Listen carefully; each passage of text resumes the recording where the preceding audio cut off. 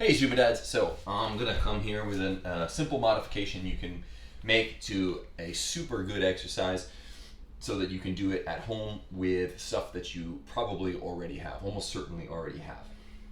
So the exercise we're looking at today is the pullover. Now, this is one where you can, if you have a cable machine or something like that, bend this way and do this with the cable, or I like it even more done sort of on a bench. Your feet are on the ground, you're on the bench sort of sideways and not laying along the bench, but at a T, sort of T position.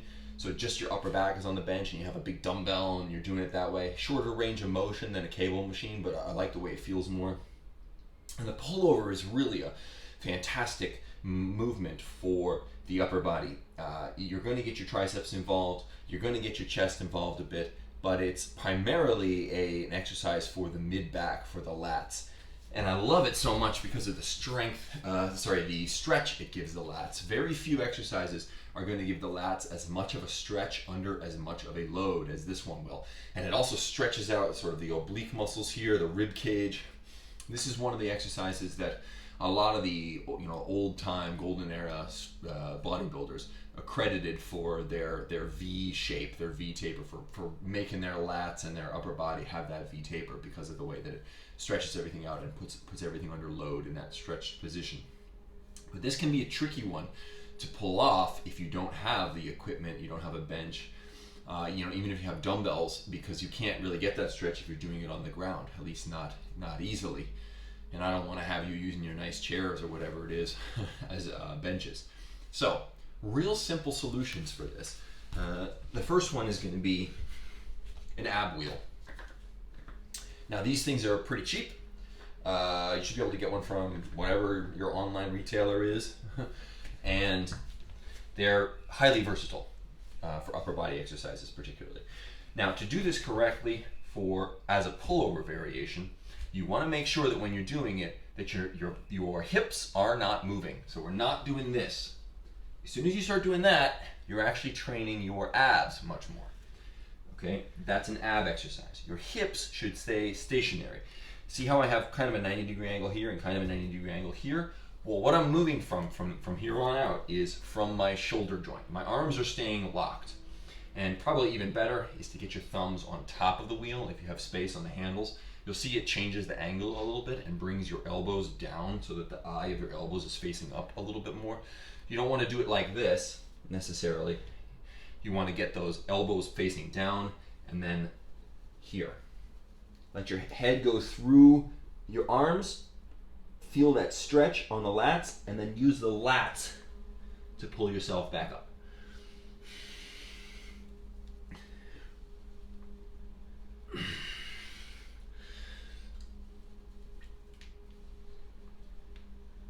Okay, so that's basically what it looks like. You can see I'm moving almost entirely from my shoulders, right? There's not a whole lot of elbow flexion happening or elbow extension happening. They're basically locked, and my upper torso is moving sort of up and down like that, right? Okay, so that's the ab wheel version. If you don't have an ab wheel, you don't want to invest in one, or you're not allowed to have any more exercise equipment in the house. I know what that's like. Get a towel. Make sure you get the dirtiest, dingiest towel so that you don't get yelled at by your significant other. Definitely don't use the cute towels. And all you're going to do is flop that bad boy down on the ground, just like we did with the ab wheel, and slide it out and slide it back. Right there. Now, in either version, I like to pause for a moment in this real stretched position. Do a little bit of an isometric squeeze here. Push down into the floor with it so that you're really training that lengthened position. And keep that downward pressure as you continue the rep. If I were forced to say which one I prefer, the ab wheel or the towel, it would kind of be tough, to be honest. I don't know that the ab wheel is any better than the towel, because the towel gives you more friction, unless you have a crappy ab wheel. The towel is going to give you more friction because it doesn't roll. So that actually works out for your benefit. It works out for the better. But either one will work really well. And here's the added benefit of this exercise. When you're doing it with a dumbbell or a cable or something like that, right, you are entirely working against the external force that is provided to you. But when we're rocking an ab wheel or a towel here, it's not just your body weight that you're working against, or it shouldn't be, unless you're carrying a whole lot of weight in your upper body, and that's plenty for you. But as you get stronger and as you lose, non-essential weight, you lose, fat mass and build lean body mass.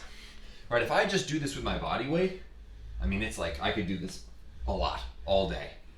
So how am I making it hard? I love this kind of exercise. The way I'm making it hard is by finding ways to add resistance with my own strength, with my own tension, by manipulating tension elsewhere in my body. So what am I doing here? I'm not just pulling the wheel towards myself, just doing this and pulling it towards myself. I am pressing the wheel into the ground, hard, using the same muscle, using my lats primarily. But I'm also real tight in my core here, in my abs, so that's also helping me press this way into the ground, so that it creates more friction against the wheel to make the exercise harder.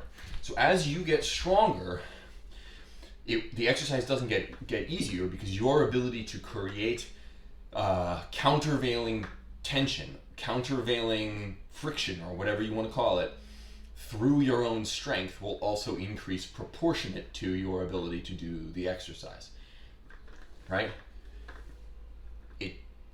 And the brilliant thing about this kind of the exercise is not only does it scale that way, but doing like a drop set or adjusting on the fly to where your strength is at any given moment in the exercise could not be simpler. So as you're getting tough, right? Say you're doing this, I'm pushing hard into the floor here with my abs and with my lats, right? And as it's getting real tough, let's say I'm hitting failure here, but I want to prolong the set a little bit. I just release a little bit of that downward tension. Just release a little bit of it. Just don't push down quite as hard. Until at the very end, I'm basically just doing the motion where I'm just pulling it towards myself instead of pushing it down and pulling it towards myself. And so you're able to really target that bullseye, that sweet spot of reaching failure between 45 seconds and 90 seconds. You're pushing down super hard, you reach failure at 30 seconds, just ease up a little bit and prolong it until you get to a minute or whatever it is. If you find yourself going at 2 minutes and not being tired, it's your own fault. You're not pushing down, you're not creating enough friction to make the exercise hard enough for yourself. So create more and try to get yourself to fail around a minute 20 or something like that. Can't recommend this kind of exercise enough. It will really increase your muscular proficiency as well, your ability to tap into the right muscles at the right time to do the job that needs to be done. And that is an overlooked aspect of training by a lot of people. They just think about the whole movement. How much weight can I lift? But really what you're trying to do is get better at using your muscles, at using your body. And these sort of self-resisting exercises are the bee's knees for that kind of training, that kind of adaptation. Enjoy, get after it. I hope it serves you well.